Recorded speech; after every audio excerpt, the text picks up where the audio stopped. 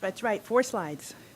One of the benefits of going last is that I have the benefit of all of my colleagues who've gone before me who've already made some wonderful points, so I'm going to go very fast and get you in under 3 o'clock.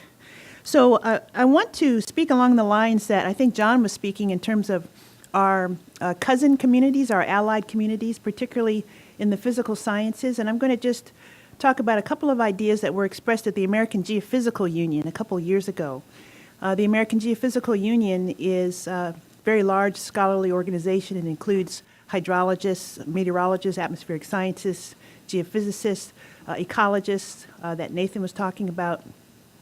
And I had the opportunity to speak to them about resilience. And I want to just broach this as the 3rd R, or the 4th R that we've been talking about. And it's along the lines of our own health, of our community, of our reputation. We talk quite a bit about climate resilience, about community resilience, even about personal resilience in terms of dealing with threats and changes, with competitions, absorbing disturbance, absorbing stress and catastrophe, recovering quickly to a prior desired state. And these are all emblematic of what we're doing with our data as well. So I spoke to this group about digital resilience, and replicability and reproducibility is absolutely a part of this digital resilience. So I just wanted to mention this briefly because other communities now are starting to talk about this. There are some papers that have been written, one in Elementa, Science of the Anthropocene, which is trying to move toward an executable journal that Mark talked about, but is not quite there yet.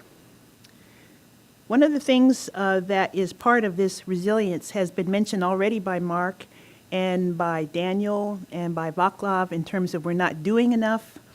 Just making our code and our data available is not enough.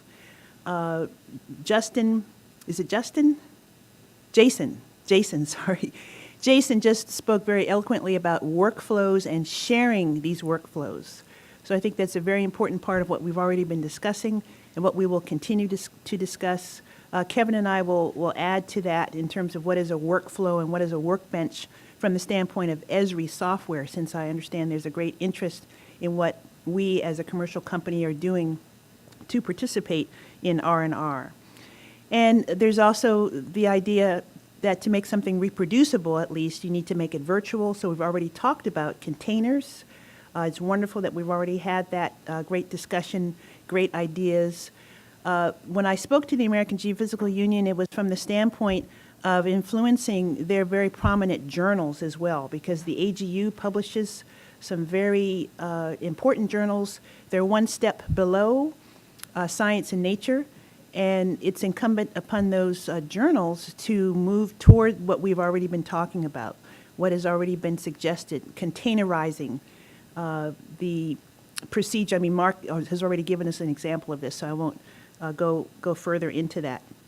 The idea of digital object identifiers, not only for papers and data, but as Xiaowen has already showed us, for Jupyter notebooks. And I'll talk a little bit more tomorrow, and I think Kevin will, in terms of notebook servers. That's one step beyond that.